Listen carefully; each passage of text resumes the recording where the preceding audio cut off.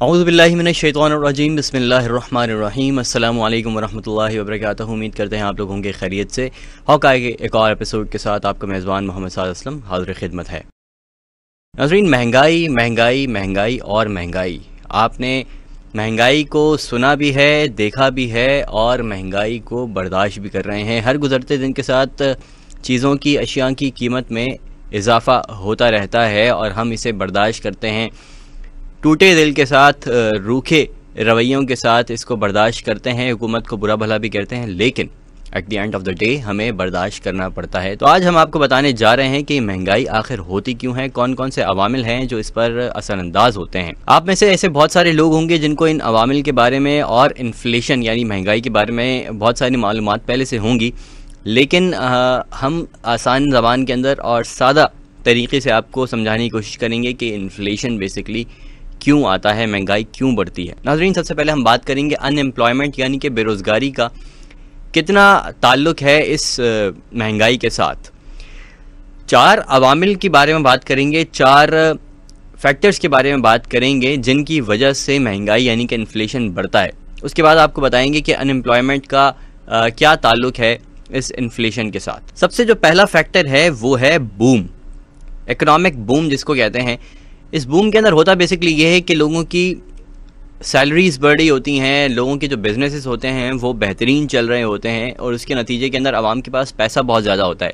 जब पैसा ज़्यादा होता है तो लोग ख़रीदारी ज़्यादा करते हैं। अशिया की ज़्यादा ख़रीदारी करने के नतीजे के अंदर डिमांड जो है वो पुल होती है। जब डिमांड पुल होती है तो साथ ही साथ कंपनीज़ ये सोचती हैं कि जब हमारी अशिया इतनी ज़्यादा बिक रही हैं, हमारी बनाई हुई चीज़ें जब इतनी ज़्यादा लोग ख़रीद रहे हैं, तो क्यों ना इनकी प्राइसेस बढ़ाई जाएं जिससे ज़्यादा नफ़ा कमाया जाए, ज़्यादा प्रॉफिट कमाया जाए।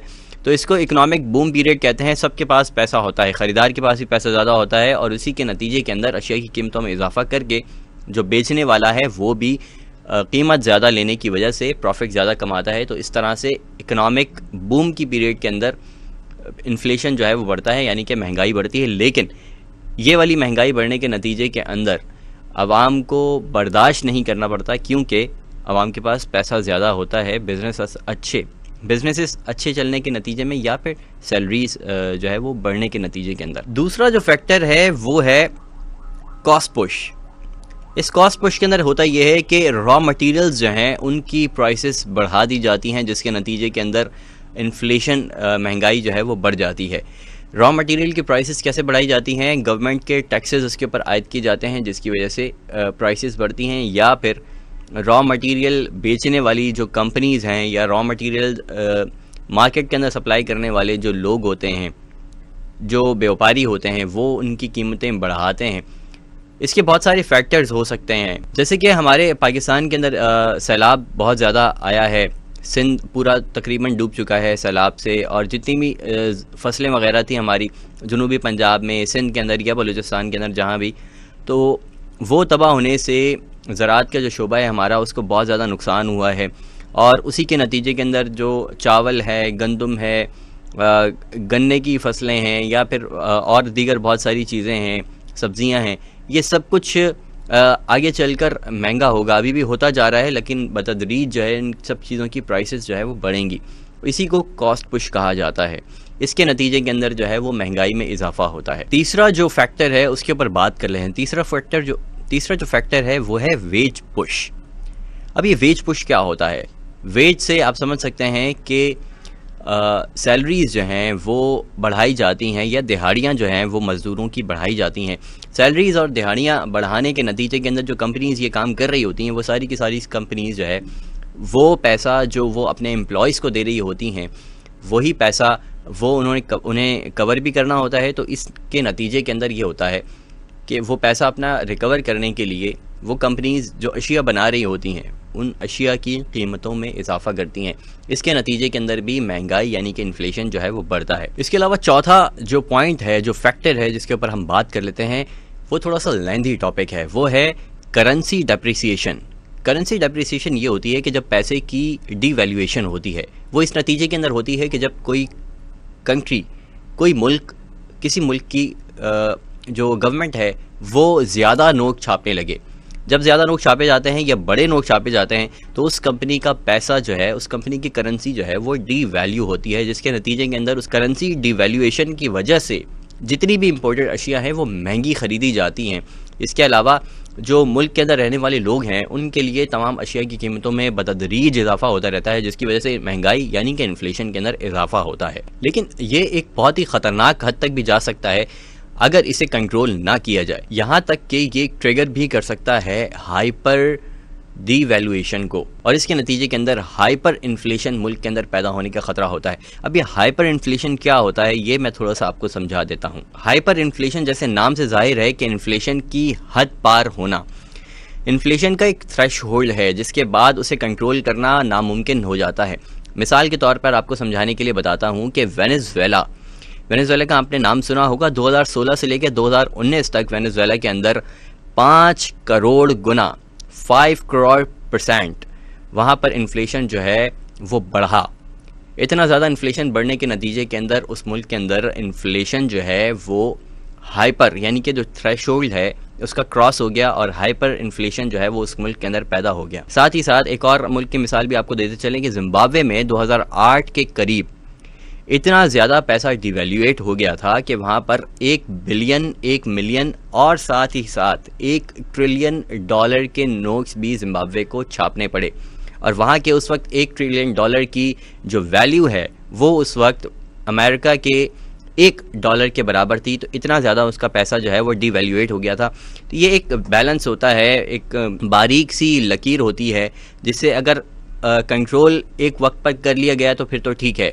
अगर ज़रूरत से ज़्यादा नोट छापने का सिलसिला जो है वो कंट्रोल ना हुआ, बंद ना हुआ फौरी तौर पर, या फिर एक कंट्रोल वे के अंदर मॉनिटर उसे ना किया गया तमाम चीज़ों को, तमाम वामिल को, तो फिर ये थ्रेशोल्ड क्रॉस होने का जो ख़दशा है वो पैदा हो जाता है और मुल्क के अंदर हाइपर इन्फ्लेशन जो है वो पैदा होने का खदशा पैदा हो जाता है। अब आपको बताते चलें कि कोविड के दौरान इन 2020 दुनिया के अंदर जो इन्फ्लेशन रेट था वो बतदरीज गिरता चला जा रहा था। उसकी वजह सिंपल है, वजह यही है कि डिमांड जो है वो कम हो रही थी अशिया की, क्योंकि लोगों के पास अशिया ख़रीदने के पैसे नहीं थे। सब कुछ बंद था, दुनिया पूरी बंद पड़ी हुई थी, इसी वजह से लोगों के कारोबार नहीं हो रहे थे, सैलरीज नहीं मिल रही थी।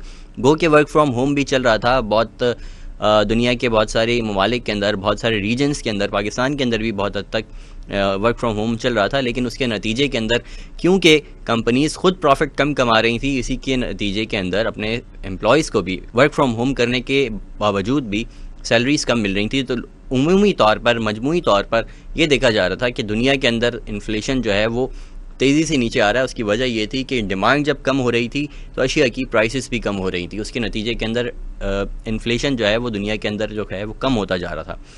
तो क्या ये सही था या नहीं, वो आपको थोड़ा सा अभी बता देते हैं। अगर आप ये समझें कि महंगाई कम हो रही थी तो ये तो अच्छा हो रहा था, लेकिन साथ आप ये भी देखें कि उस वक्त के हालात क्या थे।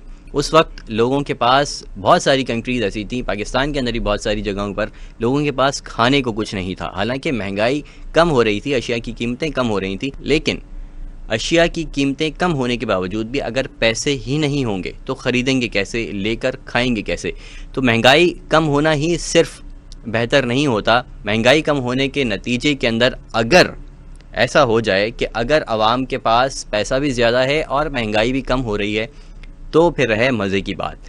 ये हुआ था एक दफ़ा अमेरिका के अंदर, जब चीज़ों की प्राइसेस जो है वो 2% के हिसाब से हर माह कम हो रही थी और लोगों का इकोनॉमिक उस वक्त बूम पीरियड भी चल रहा था उस कंट्री के अंदर, और लोगों के पास जो पैसा था वो बढ़ता चला जा रहा था। ये बेसिकली अमेरिका के अंदर वो दौर था जब टेक्नोलॉजी का बूम पीरियड चल रहा था। टेक्नोलॉजी एवोल्यूशन जो है अमेरिका के अंदर आ चुका था और उसके नतीजे के अंदर लोगों के पास पैसा बढ़ता चला जा रहा था और महंगाई जो है वो कम होती जा रही थी। ये दुनिया के अंदर अभी हाल के अंदर अगर बात की जाए तो ये पिछली 2-3-4 दहाइयों की बात की जाए, 50 सालों की बात की जाए तो एक ही दफ़ा सिर्फ अमेरिका के अंदर जो है वो देखने में आया। इसके साथ साथ आपको बताते चलें कि कोविड के बाद क्या हुआ। कोविड के बाद जो है वो दुनिया के अंदर इन्फ्लेशन जो है वो बढ़ता चला गया, और इस वक्त जो करंट आपको अगर स्टैटिस्टिक्स बताऊँ मैं, तो दुनिया के जो डेवलप्ड कंट्रीज़ हैं उनका इन्फ्लेशन रेट कोविड से पहले 2% तक था, लेकिन वो अब 5 to 6% तक हो चुका है।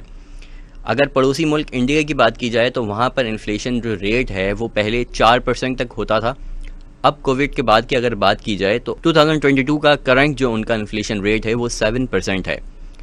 थोड़ा बहुत बड़ा है पूरी दुनिया के अंदर, लेकिन पाकिस्तान के जो स्टैटिस्टिक्स हैं वो आपको हिला कर रख देंगे।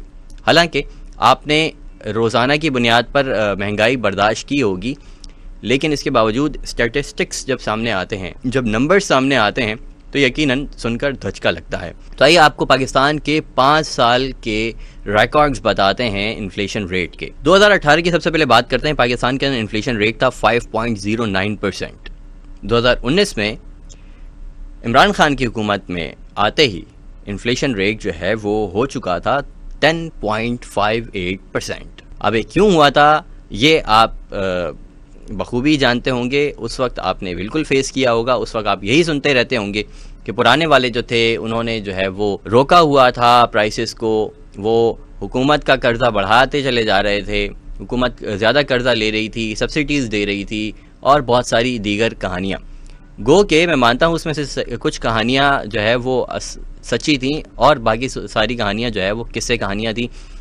असल में होता यह है कि जब टीम ऐसी ना हो कि जो इकोनॉमिक क्राइसिस जो है कंट्री के अंदर उसे कंट्रोल कर सके, तो उसके नतीजे के अंदर उनके पास सिर्फ एक ही काम बचता है और वो ये होता है कि आप टैक्सेस बढ़ा दें रॉ मटेरियल पे।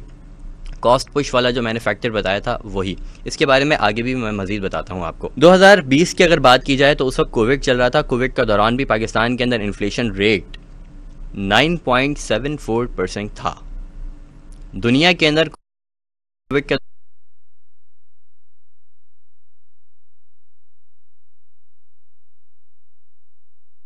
बहुत सारी चीज़ों में आवाम को हुकूमत की तरफ से किसी तौर से कोई बेनिफिट्स नहीं दिए गए। उसके बावजूद भी हुकूमत अब भी यही दावे करती नज़र आती है। 2020 के दौरान भी 2021 के दौरान भी यही दावे करती हुई नज़र आती है कि हमें बहुत ज़्यादा नुकसान हुआ है कोविड के दौरान। लेकिन वो कौन से वाले बहुत सारे नुकसान थे, ये जो है रिकॉर्ड्स कभी भी आवाम के सामने जो है वो नहीं लेकर आए गए। इन्फ्लेशन रेट जब 9.74% था और हुकूमत जब ज़्यादा टैक्सेस वसूल कर रही थी, तो फिर सिर्फ एक ये चीज़ हो सकती है कि हाँ, चीज़ों की ख़रीदारी जब कम हुई तो टैक्सेस जो है वो कम आए होंगे। लेकिन साथ ही साथ 2021 के अंदर पाकिस्तान की तारीख़ के सबसे ज़्यादा टैक्सेस जो है वो वसूल किए गए। तो हुकूमत ने अपनी रिकवरी तो कर ली होगी, लेकिन उससे आवाम को कितने बेनिफिट्स दिए गए ये तो हमें तो नहीं पता। अगर आपने कोई बेनिफिट्स देखे हों तो हमें कमेंट में ज़रूर बताइएगा। अब चलते हैं 2021 पर। 2021 में कोविड के बाद 9.50 इन्फ्लेशन रेट था और उसके बाद 2022 की तरफ आते हैं। हर गुजरते महीने के साथ, हर गुजरते दिन के साथ, हर गुजरते हफ्ते के साथ महंगाई जो है वो बढ़ती चली गई। अगर अगस्त 2022 की बात की जाए, अगस्त 2022 के स्टैटिस्टिक्स बताए जाएं आपको, तो वो पाकिस्तान की 47 साल की तारीख में सबसे ज़्यादा था, 27.3% इन्फ्लेशन रेट। और अगर बात की जाए सितंबर के मिड के गवर्नमेंट के अपने शुमारियात के मुताबिक और बहुत सारी न्यूज़ एजेंसीज़ के मुताबिक 35 to 40% जो है वो रेट रहा है सितंबर के पूरे महीने के अंदर इन्फ्लेशन का पाकिस्तान के अंदर, जो पाकिस्तान की हिस्ट्री के अंदर ऑब्वियसली सबसे ज़्यादा इन्फ्लेशन रेट है। और ये इन्फ्लेशन रेट जो है वो बढ़ता भी जा रहा है। गो के दुनिया के अंदर अब बहुत सारी चीज़ें कंट्रोल होना शुरू हो गई हैं। तेल की अगर बात की जाए तो उसकी कीमतों में दुनिया के अंदर बहुत हद तक कमी आई है और तेज़ी से तेल की कीमतें जो है वो नीचे जा रही हैं, क्योंकि ऑयल के जो प्राइसेस हैं वो बहुत हद तक दुनिया के अंदर इन्फ्लेशन का जो रेट है उसको कंट्रोल करते हैं। तो ऑयल के प्राइसेस जो है वो दुनिया के अंदर अब थोड़ा सा नीचे चले जा रहे हैं।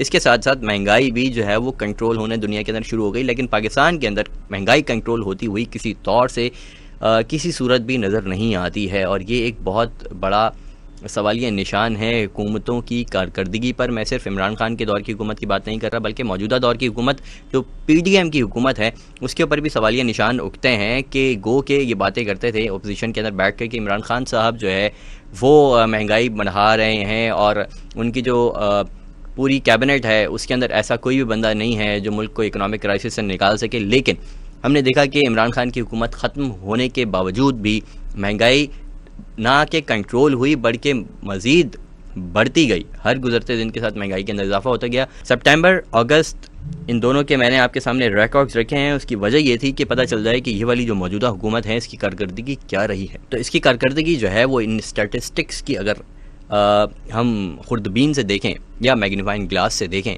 तो हमें कारकर्दगी ना सिर्फ ज़ीरो नज़र आई है बल्कि नेगेटिव नज़र आई है। अच्छा, एक ख़ास टर्म यूज़ की जाती है स्टैगफ्लेशन। स्टैगफ्लेशन जो है वो पाकिस्तान के अंदर आ चुका है। स्टैगफ्लेशन होता है रिसेशन चल रहा हो कंट्री के अंदर और साथ ही साथ रॉ मटेरियल्स की जो प्राइसेस हैं वो भी इंक्रीज़ होती रहें और यहाँ पर कॉस्ट फैक्टर पुश काम करता है। कॉस्ट फैक्टर पुश के बारे में मैंने थोड़ा सा भी बताया था आपको अभी भी और वीडियो के स्टार्ट के अंदर भी कि कॉस्ट फैक्टर पुश क्या होता है। वो आपको अगर याद नहीं है तो दोबारा से आप वीडियो को पीछे कीजिए और कॉस्ट पुश फैक्टर को एक बार फिर से देख लीजिए। तो पाकिस्तान के अंदर जो इस वक्त हालात चल रहे हैं वो रिसेशन चल रहा है कंट्री के अंदर। लोगों के पास खर्च करने को पैसा नहीं है, लोगों के पास ख़रीदने को अशिया पैसे नहीं हैं, लोगों की क़ुव्वत ख़रीद इंतहाई हद तक कम हो चुकी है। इसी की वजह से जो बिजनेसेस हैं पाकिस्तान के अंदर बहुत ज़्यादा तेज़ी से बंद होते चले जा रहे हैं। बहुत सारी मल्टीनेशनल कंपनीज़ थी जो पाकिस्तान के अंदर जिन्होंने अपने बिजनेसेस बंद किए हैं। अगर पिछले 6 महीने की बात की जाए तो लातादाद ऐसी कंपनीज़ थी दुनिया भर की जो यहाँ पर काम कर रही थी, लेकिन उन्होंने अपने बिजनेसेस बंद किए हैं। इसके अलावा बहुत सारे स्टार्टअप्स से जो कोविड के बाद भी बंद हुए हैं और 2022 के आगाज़ के अंदर भी बंद हुए हैं। इसके अलावा बड़े बड़े बिजनेसेस जो है वो पाकिस्तान के अंदर भी बंद हुए हैं या फिर पाकिस्तान से जो है वो शिफ्ट हो गए हैं दूसरे ममालिक के अंदर। बहुत सारे पाकिस्तान के लोग जो हैं उन्होंने बांग्लादेश के अंदर अपने कारोबार शिफ्ट किए हैं, कुछ ने ईरान के अंदर भी शिफ्ट किए हैं। इसी तरह दुनिया के दीगर ममालिक के अंदर लोगों ने जो है वो जाना शुरू कर दिया है अपने बिजनेसेस लेकर। गो के वो पाकिस्तानी थे लेकिन यहाँ के हालात देखकर, यहाँ के इकनॉमिक क्राइसिस देखकर जो है उन्होंने शायद ये फैसला किया कि पाकिस्तान से बाहर रहकर हम अपना बिजनेस जो है वो अच्छा चला सकते हैं। हुर्फ़े आखिर ये है कि पाकिस्तान के अंदर इकनॉमिक क्राइसिस जो है वो दिन ब दिन बढ़ता जा रहा है। स्टैगफ्लेशन की मैंने अभी आपको बताया कि क्या होता है। पाकिस्तान के अंदर यही पीरियड चल रहा है और ये बहुत ज़्यादा तशवीशनाक बात है कि आगे पाकिस्तान के अंदर जो है वो हालात किस तरफ जा रहे हैं। कभी कहा जाता है कि अगर इलेक्शन हो गया तो ये सारी चीज़ें कंट्रोल हो जाएंगी, लेकिन सवाल ये है कि अगर इलेक्शन हो भी जाते हैं, इमरान खान फ़र्ज़ करें इमरान खान दोबारा से जो है वो गवर्नमेंट में आ जाते हैं तो क्या होगा। पहले ऐसा कौन से जो है वो कारनामे सर अंजाम दिए थे उन्होंने जो अब वो इकनॉमिक क्राइसिस से मुल्क को बाहर निकाल लेंगे, या फिर जो है वो कोई जीनी उनके पास अब आ चुका है जो चिराग रगड़ते ही जो है वो हाजिर हो जाएगा और मुल्क को इकनॉमिक क्राइसिस से निकाल देगा। कुछ भी ऐसा नहीं होने वाला है। तो तशवीशनाक बात यही है कि ऐसा कुछ भी होने वाला नहीं है और उम्मीद ऐसी कोई भी नहीं है। लेकिन उम्मीद पे दुनिया कायम है, उम्मीद तो फिर भी रखनी चाहिए क्योंकि मायूसी कुफ्र है और उम्मीद हम रखते हैं। लेकिन ये जो स्टैटिस्टिक्स मैंने आपको बताए हैं, जो नंबर्स बताए हैं, इन्होंने ज़रूर आपको भी धचका लगाया होगा। मैं जब रिसर्च कर रहा था तब मुझे भी बहुत सारे धचके लगे थे कि दुनिया के अंदर इन्फ्लेशन रेट क्या है, हमारे यहाँ क्या चल रहा है। गो के बहुत सारे दुनिया के ऐसे ममालिक भी हैं जिनको कोविड के बाद इन्फ्लेशन रेट जिनका 50% भी क्रॉस कर गया, किसी का जो है वो 100% भी क्रॉस कर गया। लेकिन अगर हम इस रीजन की बात की जाए, जो हमारा एशिया का जो पूरा ख़ित्ता है या बरसग़ीर पाक व हिंद, अफ़गानिस्तान, ईरान और ये वाला सारा टुकड़ा, इसकी बात की जाए तो आस पड़ोस के सारे जो मुल्क हैं पाकिस्तान के वो सब इकनॉमिकली स्टेबल होते चले जा रहे हैं।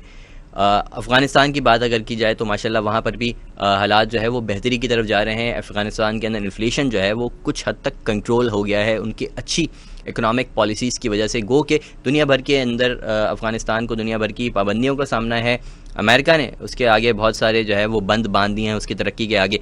इसके अलावा भी बहुत सारे ममालिक ने जो है वो अफ़गानिस्तान से मुँह मुड़ा हुआ है, लेकिन इकोनॉमिक पॉलिसीज़ बहुत अच्छी बनाई जा रही हैं जिनके नतीजे के अंदर अफ़गानिस्तान के अंदर इन्फ्लेशन कंट्रोल होने लग गया है। महंगाई जो है वो बतदरीज कम होती चली जा रही है। एशिया की जो कीमतें हैं वो जो है वो काफ़ी हद तक कम होती हमें पिछले कुछ दिनों में, कुछ माह में हमें दिखाई दी हैं और हालात जो है वहाँ पर बेहतर हो रहे हैं। इंडिया का मैंने आपको पहले ही बताया कि इन्फ्लेशन रेट 7% है, जो कि ये बताता है कि हमें वहाँ पर नंबर्स बहुत अच्छे हैं और वहाँ पर ग्रोथ जो है वो इकनॉमिक ग्रोथ भी हम दिन ब दिन देखते रहते हैं कि बहुत सारी न्यूज़ के अंदर पता चलता है वहाँ पर इकनॉमिक ग्रोथ बहुत अच्छी है। बांग्लादेश की अगर बात की जाए, बांग्लादेश का भी जो करेंसीज़ हैं, बांग्लादेश की भी जो करेंसी है वो पाकिस्तान के मुकाबले में दिन ब दिन बेहतर होती चली जा रही है। इसके अलावा अगर ईरान की बात की जाए तो ईरान के अंदर आजकल हालात कुछ ख़राब हैं। हमने अपनी पिछली हमने अपनी पिछली वीडियो के अंदर वहाँ के क्राइसिस जो है वो आपको बताए थे कि वहाँ पर जो है वो एहतजाज चल रहे हैं, उन एहतजाज के अंदर किस किस का हाथ है वो भी हमने आपको बताया है, वहाँ पर क्या हालात चल रहे हैं। उसकी वजह से